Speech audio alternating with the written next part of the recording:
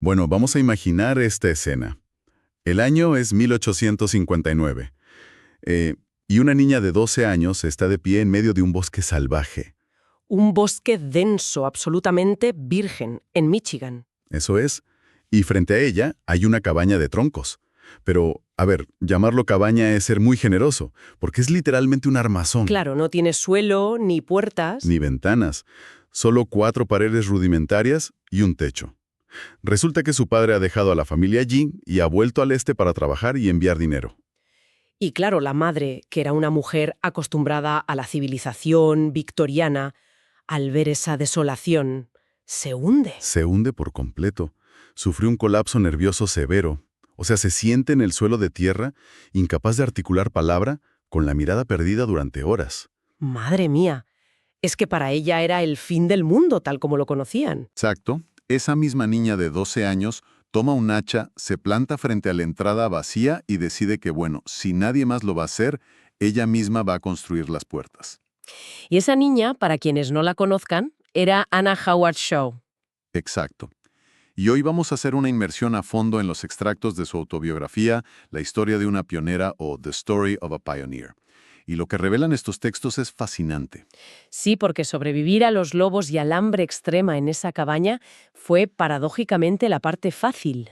Total. Y la misión de nuestro análisis de hoy es desgranar cómo ese instinto depredador, forjado en la frontera, es exactamente lo que se necesita para desmantelar todo un sistema político. Porque preparó a esta mujer para enfrentarse a algo mucho más hostil que un bosque de Michigan. Vale, vamos a desglosar esto porque hoy en día es fácil que la gente se abrume con un simple cambio en la interfaz de un software de trabajo. Ya, totalmente. Pero aquí tenemos una lección magistral sobre cómo adaptarse cuando la vida literalmente te deja a la intemperie.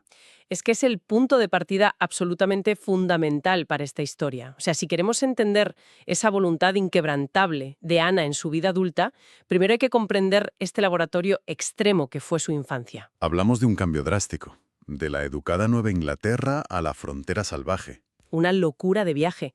El último tramo fueron 100 millas a través de bosques casi impenetrables en un carro de madereros pesadísimo y sin suspensión. Y cuando llegan a esa supuesta granja prometida, el shock de la madre no es un simple disgusto por la falta de comodidades. ¿Qué va? Es un trauma psicológico profundo. El relato describe cómo se derrumba y por primera vez el pánico es tan grande que olvida que tiene hijos a su alrededor. Y en ese vacío de autoridad, Ana y sus hermanos pequeños asumen el control absoluto, por pura supervivencia. Es que no les quedaba otra. El nivel de responsabilidad es impensable. Fíjate que no solo construyen las puertas, fabrican sus propios muebles improvisados. Sí, sí. Y a mí lo del pozo me dejó sin palabras al leerlo. Tienen 13 años. 13 años. Es que es muy fuerte. Como no hay agua cerca de la cabaña, Ana y su hermano deciden excavar un pozo ellos mismos. Y cavan hasta que ya no pueden alcanzar el borde para sacar los cubos de tierra. ¿Y qué hace Ana? Pues construye una repisa a medio camino en la pared del pozo, se para ahí y hace una cadena humana con su hermano. Ingeniería de supervivencia pura y dura. Tal cual. Y para aislar la cabaña del frío cortante, usan montones de páginas de una revista que traían, el New York Independent. Empapelan las grietas con eso. Y durante los inviernos, Ana lee esas paredes una y otra vez. Se educa literalmente mirando a la pared. Y ojo que esa educación improvisada ocurre bajo una amenaza constante. Luchaban contra el clima, pero también contra el entorno humano. Hay mucha tensión en sus textos con los nativos americanos de la zona. Lógico, verían a estos colonos como invasores. Claro. Y las anécdotas parecen de un thriller psicológico. Por ejemplo, Ana, siendo muy niña, se topa sola en el bosque con un grupo de hombres armados. ¿Y qué hace? Porque cualquiera saldría corriendo. Pues en lugar de correr o gritar, lo que habría delatado su miedo, finge estar jugando al caballo con su hermanito pequeño, ¡Qué barbaridad! trotando alegremente y hasta que pasan de largo. O la noche en que un grupo de hombres entra en su cabaña sin previo aviso y deciden emborracharse allí. La reacción de los niños ahí es la forma más pura de gestión de crisis corporativa, si lo pensamos. Aíslan la amenaza y aseguran los recursos. Exacto. El hermano mayor idea un plan de contención. Suben sigilosamente al ático por una escalera de mano. Y se llevan todas las hachas y armas de la casa. Muy importante eso. Una vez arriba, retira la escalera. Se quedan atrapados en la oscuridad, escuchando los gritos abajo, pero sabiendo que tienen el monopolio de las armas. Es alucinante. Es como si un grupo de niños de hoy los dejaran en medio de la nada, les dijeran que construyan su civilización y encima lidien con intrusos armados. Y esta etapa moldea su visión del mundo de forma irreversible. Me pregunto hasta qué punto esta ausencia de expectativas de género en la frontera le hizo darse cuenta de que las mujeres podían hacer el mismo trabajo que los hombres. Bueno, es que en la supervivencia pura, los roles de género victorianos simplemente se desintegran. Claro, Al bosque le da igual si eres hombre o mujer, solo le importa si puedes empuñar un hacha o cavar un pozo. o no entrar en pánico. Exacto. Le enseñó que la vulnerabilidad extrema es casi siempre una elección y que la acción es el único antídoto contra un miedo. Una vez que establece este dominio sobre la naturaleza, ocurre algo asombroso. Decide que quiere dominar el mundo intelectual. Se propone estudiar teología y medicina. Casi nada. Casi nada, pero resulta que al volver a la civilización descubre que la sociedad puede ser más cruel que la frontera. Mucho más. Empieza a dar clases a los 15 años por $2 a la semana. Una miseria. Y por cierto, la anécdota del pretendiente rústico ilustra muy bien de qué entorno intentaba escapar. Es una de las imágenes más tragicómicas del libro. Un joven va a la cabaña a pedirle matrimonio vistiendo unos pantalones caseros hechos con sacos de harina. Sí, sí. Y la confección fue tan desafortunada que en la parte trasera llevaba impreso en letras enormes 96 libras. Y no solo eso, la marca de la harina coincidía con los nombres de pila de otros 2 jóvenes que estaban en la sala cortejando a sus hermanas. Madre mía, la escena. Imagínate al pobre chico con una faja amarilla brillante, declarándose súper formal y todos aguantando la risa. Es divertidísimo, pero refleja un destino del que ella necesitaba huir imperiosamente. Y cuando decide formalmente que su vocación es predicar, la reacción de la familia es brutal. Le imponen un ultimátum. Su familia, que dependió de ella en el bosque, ahora siente que predicar es una deshonra para una mujer. O lo dejas y te pagamos la universidad normal, o predicas y quedas repudiada. Y ella, con la frialdad de quien empuña un hacha, elige su propio camino, sin un céntimo. Un camino que la lleva a pasar un hambre atroz en Boston. Vive en un ático lúgubre, sin calefacción en pleno invierno de Nueva Inglaterra. Comiendo casi solo galletas saladas durante semanas. Sí, llega un punto de desnutrición en el que relata cómo sentía que se desmayaba al subir las escaleras de la pensión. Pero justo en ese pozo de desesperación ocurre algo de película. Totalmente. Una anciana, cuyo nieto había enderezado su vida por un sermón de Ana, la busca y le da un billete de $5. Que para Ana fue la validación literal del universo de que debía continuar. Le salvó la carrera. Pero, y aquí es donde se pone realmente interesante, para costearse esos estudios, tenía que volver a los campamentos madereros a dar sermones. Territorio comanche. Y hay un incidente tremendo.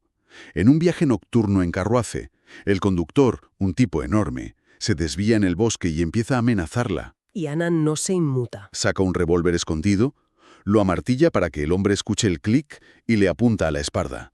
Le dice que si el caballo baja el ritmo, aprieta el gatillo. Y viajan así durante horas. Pero, a ver, hago de abogado del diablo. ¿Apuntar a un hombre con un arma cargada no contradice toda la doctrina de poner la otra mejilla? Es una pregunta muy buena. Porque solemos pensar en las líderes religiosas de esa época como figuras frágiles y devotas. Y aquí tenemos a una estudiante de teología encañonando a un hombre. Rompe todos los esquemas, ¿no? ¿Cómo entendía su fe? Ese clic del revólver es su mayor epifanía filosófica. A ver. Comprendió que la autoridad moral, sin límites físicos establecidos, es inútil en el mundo real. ¿Ya? No vas a convencer a un agresor con un sermón en mitad de la noche. Exacto. Ella no contradecía su fe. Aplicaba una espiritualidad anclada en una practicidad implacable. A Dios rogando y con el mazo dando. Efectivamente, creía en la providencia, pero también creía en mantener el revólver cargado. Totalmente. Esa independencia económica, de pagarse su comida y defender su vida, forjó su filosofía política. No esperaba que los hombres resolvieran mágicamente los problemas de las mujeres. Es la eliminación completa del papel de víctima. Y esa misma frialdad la aplica cuando por fin logra que le asignen una parroquia en Cape Cod. En East Dennis. Porque claro, sobrevivir a lobos es una cosa, pero la política eclesiástica y el ego masculino... Eso es otro nivel. La iglesia estaba fracturada en 2 facciones que se odiaban. ¿Y cómo canalizaban ese odio? Usando las oraciones públicas de los jueves. Alguien se levantaba, cerraba los ojos y rezaba. Señor, te pedimos que tengas piedad de este mentiroso y manipulador. Apuntando claramente al vecino de enfrente. ¡Qué barbaridad! Entonces, ¿qué significa todo esto? Si lo pensamos, es el equivalente del siglo XIX a los debates tóxicos en los foros de Internet. Agresión pasiva en estado puro. Cobardemente escondida detrás de la piedad. Es que era un troleo en toda regla dentro de la Iglesia. ¿Sí? Y cómo Ana lo aborda es un estudio de liderazgo. No intenta mediar suavemente, se planta y da un ultimátum. O detienen la blasfemia o ella clausura las reuniones y cierra la iglesia. No dejó margen de debate. Y funcionó. Pero el verdadero choque de egos llega con un colectivo llamado el Grupo Religioso Libre. ¡Ay, esto es buenísimo! Hombres de negocios ricos que querían organizar un baile bullicioso en la iglesia solo para burlarse de la autoridad de Ana. Y aquí demuestra que es una maestra de la psicología. Ana se entera y anuncia que, si hacen el baile, traerá a las autoridades y los arrestará a todos. Los organizadores, súper arrogantes, le dicen que vale, pero que por favor solo arreste a los hombres para no humillar a las damas. ¿Y qué hace ella? Amenaza con que la policía arrestará a las mujeres primero. Una jugada maestra. Pero espera, me surge una duda. ¿Amenazar con arrestar a las mujeres no parece una traición a su propio género? A simple vista, sí. Porque se supone que ella defendía a las mujeres. ¿Por qué atacarlas a ellas como primer objetivo? Porque entendió el tablero de ajedrez y la hipocresía de sus oponentes. Ah, vale. Ella sabía que los hombres querían hacerse los mártires pagando una multa y quedar como héroes. Claro, les venía genial. Pero también sabía que en la estricta sociedad victoriana ninguna mujer respetable se arriesgaría a la humillación pública de ser sacada a la fuerza por la policía. Fíjate qué inteligente. Al poner el foco en las mujeres, Ana desarmó por completo a los hombres. Llegó la noche del baile y ninguna mujer se atrevió a ir. Y sin mujeres, no hay baile. Evitó la confrontación física usando la presión social. Lo resolvió sin despeinarse. Y hablando de lidiar con hambres, hay que mencionar al capitán Sears, Un viejo lobo de mar. súper respetado en el pueblo, que estalla diciendo que ninguna chica le va a dictar cómo rezar en su iglesia. Y Ana no se amilana en absoluto. ¿Qué va? Le habla en su propia jerga naval. Le dice a la cara que ella ha sido nombrada la capitana de ese barco y que si intentan un motín, los echa por la borda. Tal cual. ¿Y el resultado? El capitán Sears queda tan impresionado que se convierte en su mayor defensor. Dice que es la única con suficiente columna vertebral para mantener el timón. Es que esa rigidez masculina de la época afectaba hasta a las cosas más absurdas, y Ana tenía un humor increíble para burlar ese ego. El mejor ejemplo es con su caballo, la yegua Daisy. Es oro puro esta historia. Resulta que Ana compró un caballo muy dócil con las mujeres, pero que odiaba visceralmente a los hombres. Si un hombre intentaba ensillarla, destrozaba el carruaje a patadas. Así que Ana contrata a un chico del pueblo para el establo, pero con una condición divertidísima. Le obliga a ponerse un capó femenino y una capa impermeable de mujer, cada vez que entra al establo. Imagina la escena. Un joven disfrazado de señora victoriana para engañar a un caballo. Pragmatismo puro. La solución era absurda, pero funcionaba. Pero claro, el humor no siempre servía con las instituciones. La batalla por su ordenación en Tarrytown fue despiadada. La iglesia metodista le negó la ordenación explícitamente por ser mujer. Después de graduarse y liderar iglesias con éxito, un golpe durísimo. Así que acude a otra rama, la iglesia protestante metodista, y se enfrenta a un tribunal lleno de hombres hostiles. El relato de esto es de película. Su principal opositor era un anciano que no paraba de citar a San Pablo a gritos. Sí, sí. Pero Ana se fija en un detalle ridículo. Al hombre se le asomaban por debajo de la chaqueta las cintas de la ropa interior, perfectamente planchadas. Ese detalle visual desarma toda la autoridad del tipo. Lo convierte en un anciano desaliñado. Y el anciano le exige saber cómo va a cumplir el requisito bíblico de ser marido de una sola mujer. Y la respuesta de Ana es brillante. Le dije que, como él es soltero, ella es exactamente tan marido como él. Lo fulmina con su propia lógica. Entonces intentan usar el tema económico. Dicen que admitir a una mujer sería una carga financiera. Y ahí salta uno de los defensores de Ana y lanza una bomba de datos. Revela que Ana, soltera y joven, estaba ganando 3 veces el salario combinado de todos los jóvenes ministros que la criticaban. Los aplastó con su propio éxito. Literal. Y ese éxito, administrar 2 parroquias y graduarse de médica a la vez, le dejó claro que su capacidad excedía a Cape Cod. Era hora de llevar su mensaje al escenario nacional, al movimiento sufragista. Un escenario que la pondría a prueba casi tanto como los bosques, porque las giras de conferencias en esa época eran infernales. Nada de hoteles cómodos. Viajaba en los furgones de cola de trenes de carga, dormía en estaciones heladas bajo abrigos de piel apestosos de ganaderos locales. Que al final la respetaban y la escuchaban predicar en el tren. Hay un momento en Kansas donde viaja en trineo y la persigue una manada de lobos hambrientos. Escapa por los pelos. O en Ohio, cruzando un puente ferroviario tambaleante de noche. Y esto me hace pensar. Hoy nos quejamos si el wifi del tren va lento. Esta mujer daba conferencias brillantes tras ser perseguida por lobos o sufrir intoxicaciones alimentarias. Es tremendo. ¿Crees que esta adversidad era solo un obstáculo? ¿O era en realidad parte del mensaje que transmitían? Si conectamos esto con el panorama general, la adversidad era la evidencia misma de su argumento.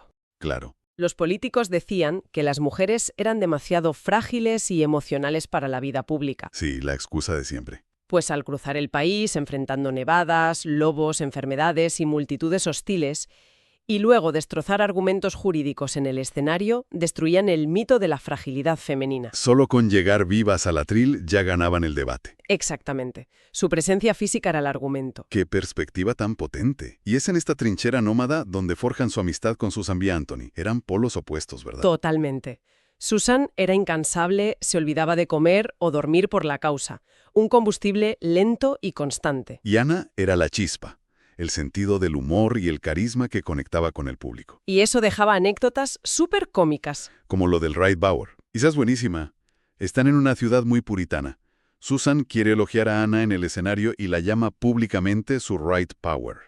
Que es un término del euchre, un juego de cartas de la época, equivalente a su carta ganadora o comodín. Pero claro, Susan era de familia cuáquera estricta y aislada. No tenía ni idea de que estaba usando jerga de tahúres ante un público que creía que las cartas eran del diablo. Imagínate la sala escandalizada.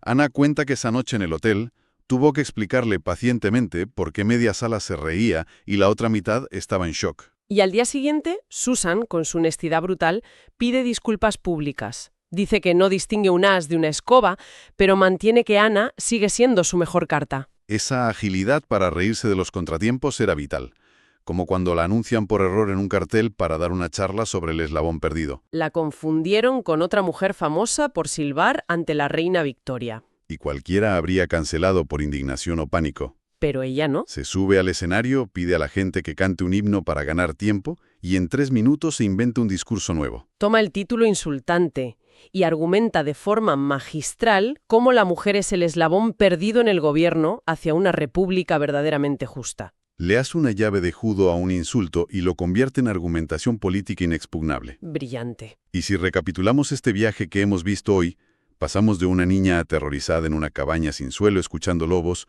a una doctora y ministra. Que culminó su carrera predicando en la Iglesia Estatal de Suecia. Un evento sin precedentes donde la policía montada tuvo que abrir paso entre la multitud que abarrotaba las calles para escucharla. Y este material nos deja un recordatorio fundamental. Para quienes nos escuchan y a veces sienten el síndrome del impostor o se abruman con las instituciones de hoy.